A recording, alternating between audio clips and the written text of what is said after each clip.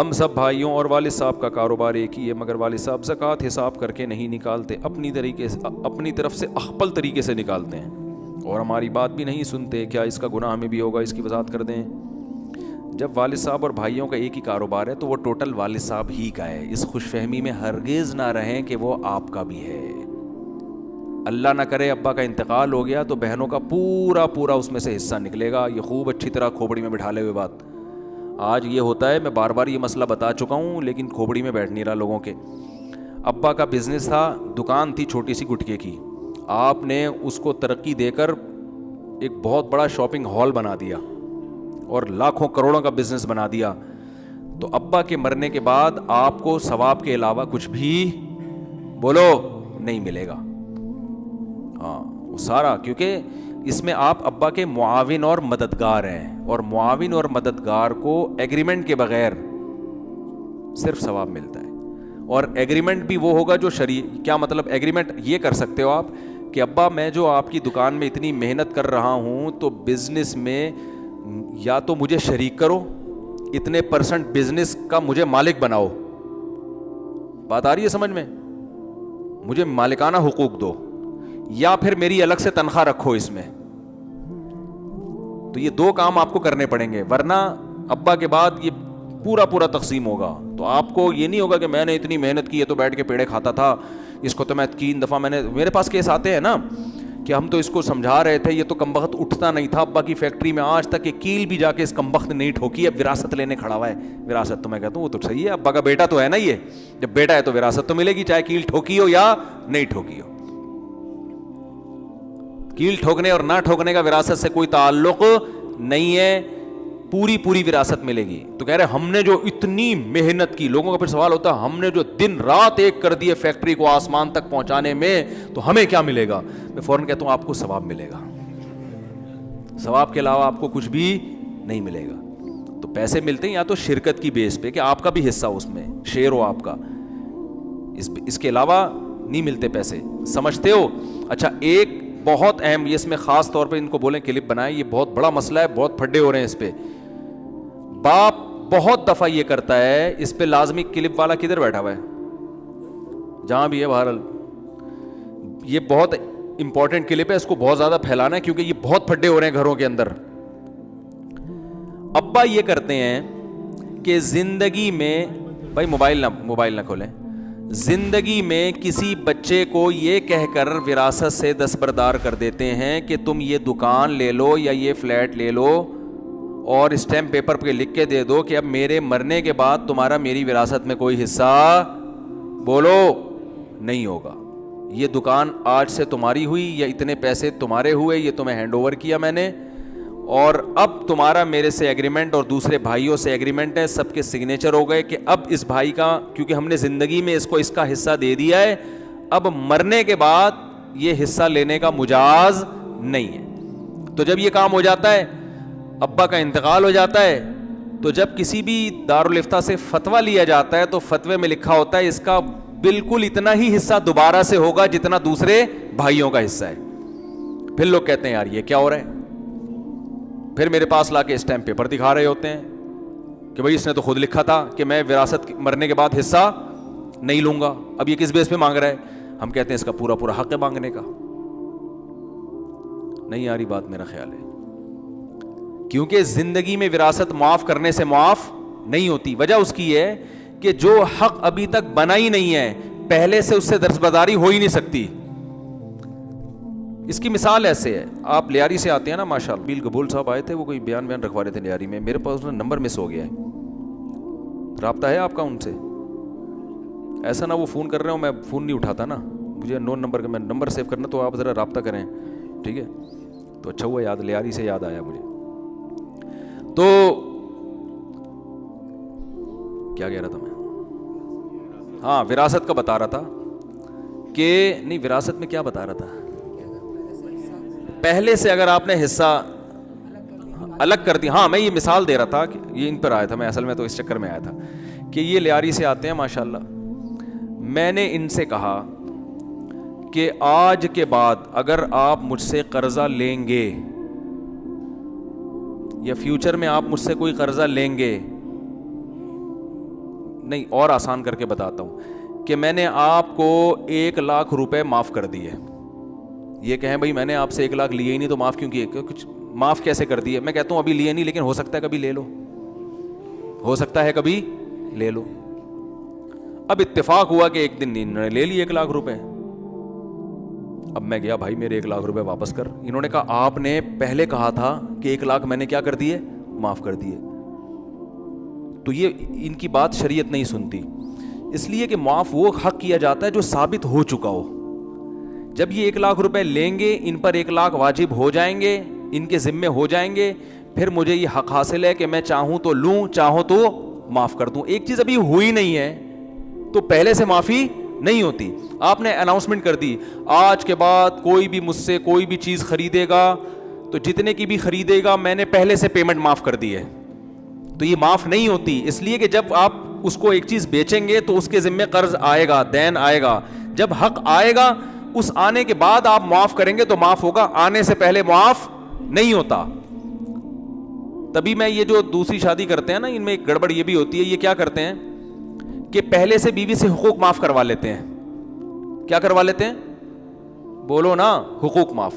کہ بھائی ہم تمہاری باریاں نہیں دیں گے, ہم تمہیں رات میں برابری نہیں کر سکتے, ہم ساری زندگی چھپن چھپائی کھیلیں گے, چھپا کے رکھیں گے اور خرچہ بھی نہیں دیں گے یا تھوڑا خرچہ دیں گے. یہ حقوق معاف کروا لیتے ہیں. ہو جاتے ہیں معاف, یعنی معاف کا مطلب کس طرح سے ہو جاتے ہیں بھی بتا رہا ہوں. شادی ہو گئی, اب یہ باریاں بھی نہیں دے رہے, ٹائم بھی نہیں دے رہے, بیوی مطالبہ کرتی ہے تو یہ کہتے ہیں تم نے تو پہلے معاف کرا لیا ہے.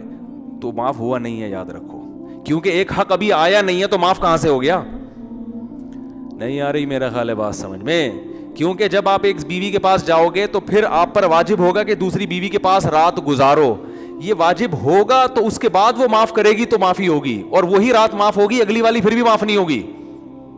نہیں آ رہی بات سمجھ میں, کیونکہ ایک حق ابھی ہوا ہی نہیں ہے نا. ایڈوانس میں معافی نہیں ہوتی اسلام میں, ایڈوانس میں نہیں معافی ہوتی. حق آئے گا, جیسے مہر ہے, ابھی کہیں شادی ہوئی نہیں, آپ نے خاتون سے کہہ دیا کہ میں تمہیں 1,00,000 روپے مہر دوں گا, اس نے کہا میری طرف سے معاف ہے, چلو شادی کر لو. شادی کر کے پھر مہر واجب ہو جائے گا, کیونکہ ابھی واجب ہوا ہی نہیں ہے تو پہلے سے ایڈوانس کی معافی کا اعتبار نہیں ہے. ہاں یہ ضرور ہے کہ آپ جب مہر واجب ہوگا تو آپ اس کو کہو گے کہ دیکھو تم نے معاف کر دیا تھا, اب اخلاق و مروت کا تقاضا یہ ہے کہ میں تو اسی چکر میں آ گیا تھا کہ تم کیا کر دیا معاف, وہ تو قاضی صاحب نے پھر دوبارہ رکھ دیا, تو اب ایکسکیوز می پلیز آپ یہ مجھے کیا کر دو, معاف کر دو. تو اس بیس پر اس کو رغبت دلانا یا یہ کہنا کہ اخلاقیات کا تقاضا ہے کہ آپ معاف کر دیں, وہ ایک الگ بات ہے, لیکن رائٹ نہیں ہے آپ کا. سمجھتے ہو کہ نہیں سمجھتے ہو؟ تو ایسے بہت سے واقعات میرے سامنے آئے ہیں کہ شادی سے پہلے لڑکا لڑکی نے ایگریمنٹ کیا کہ بھائی چھپا کے رکھوں گا, میں باریاں نہیں دوں گا اور بالکل الگ رکھوں گا, تو اب بعد میں بیگم کا میٹر گھوم گیا, اس نے کہا مجھے تو پوری پوری باریاں چاہیے. تو میرے پاس کیس آتا ہے, میں کہتا ہوں دینی پڑیں گی باریاں. بلکہ اگر آپ کی بیوی بھی حقوق معاف کر دینا پہلے سے, یعنی شادی ہو گئی, ایک ہی شادی, دو نہیں, پراپر طریقے سے ایک شادی ہو گئی, بیگم نے کہا کہ میں نے اگلے 1 سال کا خرچہ معاف کر دیا, یہ میں آپ سے نہیں لوں گی, تو معاف نہیں ہوگا, اس لیے کہ وہ آپ پر ابھی واجب ہی نہیں ہوا ہے, تو معاف کہاں سے ہو گیا؟ بس وہ ایک اخلاقی طور پر ایک الگ بات ہے کہ بیگم تم نے کہا تھا کہ دیکھو میں 1 سال کا خرچہ نہیں لوں گی تو اب نہیں لو. وہ اخلاقیات کی باتیں تو الگ ہوتی ہیں, لا نہیں ہے, اسلام کا قانون نہیں ہے, یہ قانونی طور پر اس کو پورا حق حاصل ہے کہ دوبارہ آپ سے وہ مانگے اور کہے میں اپنی بات سے رجوع کر رہی ہوں. سمجھتے ہو کہ نہیں سمجھتے ہو؟ تو اسی میں یہ ذہن میں رکھو کہ اگر آپ نے کہیں جو ہے وراثت دے دی بیٹے کو یا بیٹی کو اور کہہ دیا کہ اب تمہارا میرے مرنے کے بعد وراثت میں کوئی حصہ نہیں ہے, اس نے ایگریمنٹ بھی کر لیا, اسٹیمپ پیپر پہ انگوٹھے بھی لگا دیے جیسے سبزی والے نے لگائے تھے سارے انگوٹھے, تو وہ جب ابا کا انتقال ہوگا تو جیسے میں 1 سال انگوٹھے لے کے گھومتا رہا, آپ بھی وہ انگوٹھے لے کے گھومتے رہیں, اس سے حاصل ہونے والا کچھ بھی نہیں ہے. جس مفتی سے فتویٰ لیں گے وہ یہی کہے گا اس کا پورا حصہ وراثت میں جتنا دوسروں کا ہے, تو اس سے پھر دوسرے وارثوں کو نقصان ہوتا ہے. نقصان یہ ہوتا ہے کہ ابا تو پوری فیکٹری دے چکے ہیں اس کو, دوسرے وارث کہتے ہیں یار ابا نے اتنا نواز دیا اس کو تو ڈبل مل رہا ہے. تو میں ان سے کہتا ہوں یہ غلطی ابا کی ہے, ابا کو یہ پروسیس کرنے سے پہلے کسی مفتی سے رابطہ کرنا چاہیے تھا. سمجھ میں آ رہی ہے بات کہ نہیں آ رہی؟ اب جو ہو گیا وہ ہو گیا.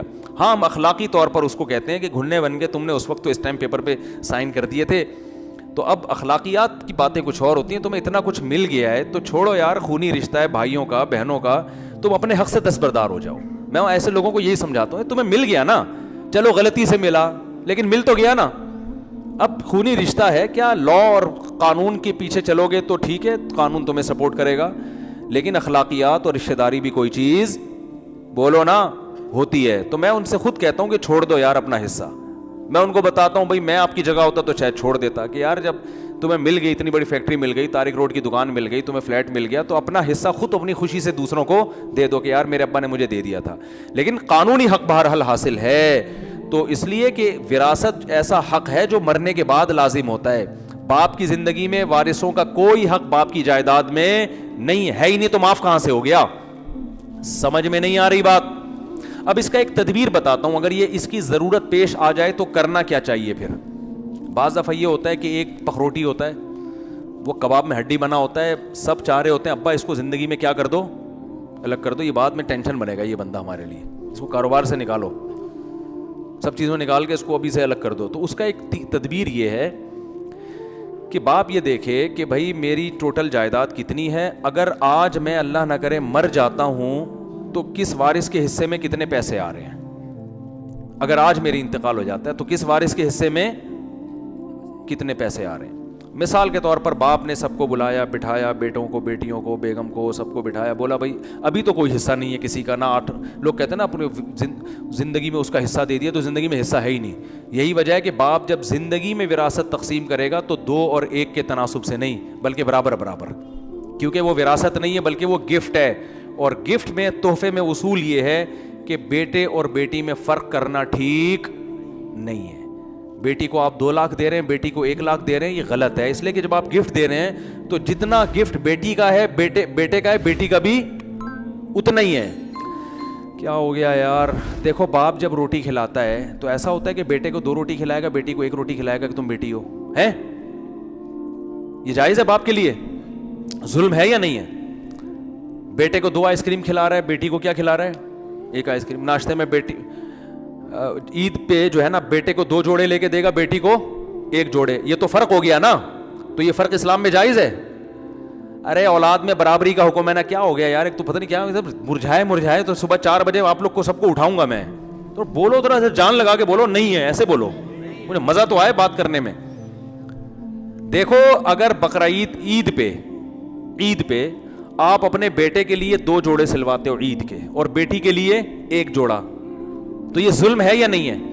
کیونکہ حدیث میں آتا ہے سووا بین اولادکم, اپنی اولاد میں کیا کرو برابر. بیٹا اور بیٹی کی بیس پہ فرق کرنا شریعت میں جائز نہیں ہے,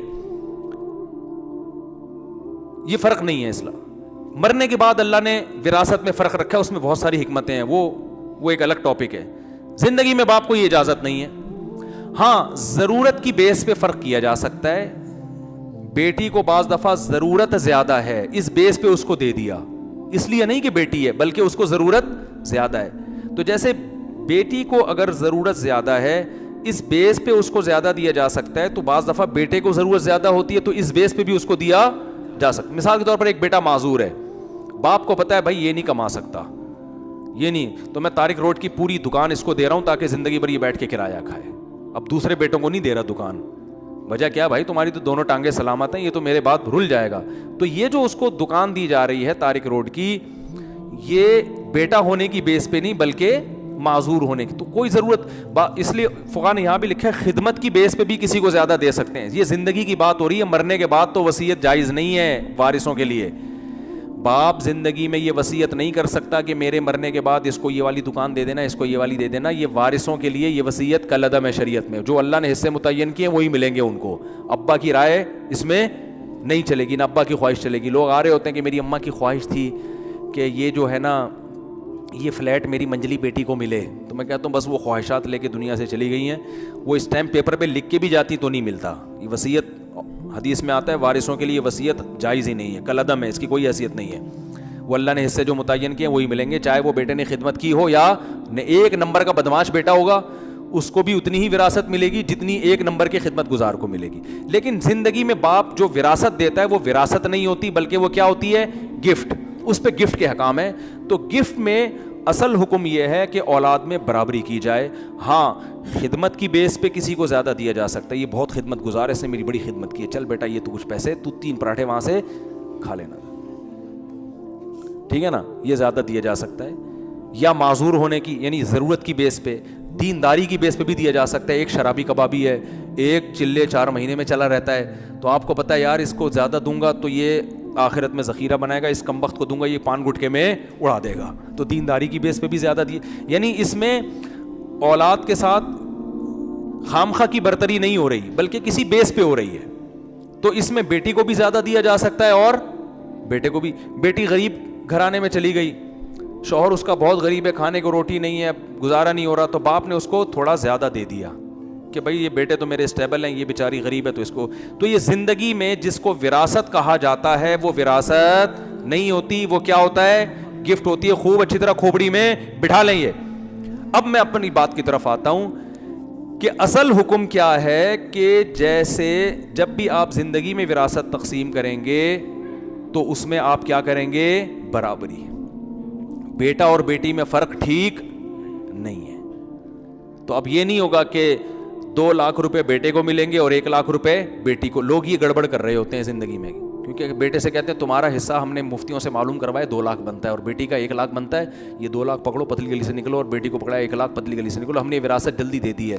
تو اسلام اس کو وراثت نہیں مانتا. آپ زندہ ہیں تو وراثت کہاں سے ہو گئی, اسلام کہتا ہے یہ گفٹ ہے. تو اس کو آپ ایسے ڈیوائڈ کریں گے, ایک بیٹا اور ایک بیٹی ہے تو 1.5 لاکھ بیٹے کو دیں گے, 1.5 لاکھ بیٹی کو دیں گے. کھوپڑی میں بیٹھ گئی بات آ رہی ہے سمجھ میں؟ ہاں اب میں اس مسئلے کی طرف آتا ہوں, یہ پھر اگلے ہفتے انشاءاللہ. اگلے ہفتے تو میں نے بتایا نا کیا وہ ہے. اب میں اگلے طرف آتا ہوں. اگر ایک گڑبڑ کر رہا ہے, ایک مصیبت بنا ہوا ہے کہ وہ جو ہے نا آپ کے لیے ٹینشن بنا ہوا ہے, بچے کہہ رہے ہیں کہ ابا یہ بھائی ہمارا بہت بڑی فلم ہے, اس کو خدا کے لیے وراثت سے نکال دو, یہاں سے اس کو یہاں سے جان چھڑاؤ, یہ ہمارے لیے کباب میں ہڈی بنے گا. یا بعض دفعہ ایک بیٹے کو بڑے اماؤنٹ کی ضرورت ہوتی ہے, وہ کہہ رہا ہوتا ہے ابا آپ کے انتقال کے تو مجھے کچھ چانسز لگ نہیں رہے. ایسے ایسے نالائق بیٹے بھی ہیں نا دنیا میں. آپ تو ابھی لگ رہا ہے کہ کورونا کی 3 لہریں آ کے گزر چکی ہیں, آپ الحمدللہ آپ کو ایک کھانسی بھی نہیں آئی. تو اب یہ ہے کہ مجھے ایجوکیشن کے لیے پیسوں کی ضرورت ہے, مجھے گھر بنانا ہے, مجھے یہ کرنا ہے, مجھے وہ کرنا ہے, اور آپ اگر مجھے پیسے دیں گے تو دوسرے بھائیوں کو غصہ آئے گا کہ ابا آدھی جائیداد تو آپ نے اٹھا کے اس کو پکڑا دی ہے, ہمارے لیے تو کچھ چھوڑا ہی نہیں. ٹھیک ہے ابھی نہیں مرے تو کل تو جائیں گے نا. تو دوسرے بھائیوں کو اس میں تکلیف ہوتی ہے, اور ہونی بھی چاہیے کہ ابا سارے پیسے ایک کو دے رہے ہیں آپ. تو اس کا طریقہ یہ ہے کہ باپ پھر یہ بیٹھے اور یہ غور کرے کہ آج اگر میری ڈیتھ ہو جاتی ہے, فرض کر لو, تو ان کا کس کا کتنا حصہ بنتا ہے. یہ علماء سے معلوم کروائے اور قیمتیں لگوائے پراپرٹی کی اسٹیٹ ایجنٹ سے, اور لم سم سب کو بٹھا کے لکھوا لیا کہ اللہ نہ کرے آج میں اگر مر گیا تو بھائی تمہارے 1 کروڑ بنتے ہیں, تمہارے 50 لاکھ بنتے ہیں وغیرہ وغیرہ, یا 1 کروڑ کو کم کر لو 1 لاکھ پہ لے آؤ, 1 لاکھ روپے بنتے ہیں, اس کے 50,000 بنتے ہیں. تو اب تمہیں ایجوکیشن کے لیے پیسہ چاہیے, لیکن میں چاہ رہا ہوں کہ تمہیں میں پیسہ دوں اس طور پر کہ پھر میرے مرنے کے بعد, کیونکہ ہم نے علماء سے سنا ہے آج میں تمہیں 1 لاکھ روپے دوں گا, کل مر گیا تو پھر سے تمہیں 1 لاکھ ملیں گے. آج میں تمہیں 1 کروڑ دوں گا تو آج مر گیا تو دوبارہ سے تمہیں 1 کروڑ الگ سے پھر ملیں گے. تو اتنے پیڑے کھانے کی ضرورت نہیں ہے. تو اس کا طریقہ یہ ہے کہ اس کو قرض دے دیا جائے, اور قرض اس طور پر دیا جائے کہ جب تمہارا وراثت کا حصہ ہمارا بٹے گا تو اس میں سے یہ پیسے مائنس کیے جائیں گے. بات آ رہی ہے سمجھ میں؟ آپ کہہ سکتے ہیں کہ بھائی ابا کا اگر 20 سال بعد انتقال ہوا تو اس وقت تو 1 کروڑ کی ویلیو کچھ ہوگی نہیں, تو 1 کروڑ کاٹ کے بھی اس کو ٹھیک ٹھاک مل جائے گا. تو اس کا طریقہ یہ ہے کہ پیسوں کی صورت میں قرض نہ دیا جائے بلکہ گولڈ کی صورت میں قرض دیا جائے. 1 کروڑ کا جتنا سونا آتا ہے, ابا بچے کو بولیں جا 1 کروڑ کا حیدری سے یا ڈیفینس سے یا کسی اچھی جگہ سے 1 کروڑ کا سونا خرید کے پہلے میرے پاس لے کر آ. شاباش, میرے لیے خرید, اپنے لیے نہیں خریدنا, لیکن اس کو نہ بھیجیں وہ بھاگ جائے گا. بتا رہا ہوں کوئی بھروسہ نہیں ہوتا, وہ 1 کروڑ دے کر نکلو یار, ابا نے تو جانے کا کوئی پروگرام ہے نہیں, پتلی گلی سے نکل لو, لالچ میں آ جاتے ہیں. خود 1 کروڑ کا سونا خریدیں اور ٹکیا کی شکل میں کسی بھی شکل میں سب کو بلائیں, اسٹیمپ پیپر بھی لکھیں کہ میں اس کو اتنے تولے یا اتنے گرام سونا بطور قرض کے دے رہا ہوں. واپسی کی صورت یہ ہوگی کہ جب میرا انتقال ہوگا تو دیکھا جائے گا اس کا وراثت میں کتنا حصہ بنتا ہے. اگر حصہ زیادہ بنتا ہے, قرضہ کم ہے, تو جتنا زیادہ بنتا ہے وہ اماؤنٹ اس کو تھوڑی سی دے دی جائے, اور اگر پورا ہو جاتا ہے تو اس کا حصہ ختم ہو گیا, اور اگر زیادہ ہوتا ہے تو اس سے کچھ واپس لیا جائے. سمجھ میں آ رہی ہے بات کہ نہیں آ رہی؟ تو اس طرح سے کر لیا کریں. اللہ تعالیٰ سمجھنے کی, عمل کی توفیق عطا فرمائے, مسافہ نہ فرمائے. مجھے کہیں بہت ضروری کام سے نکلنا ہے.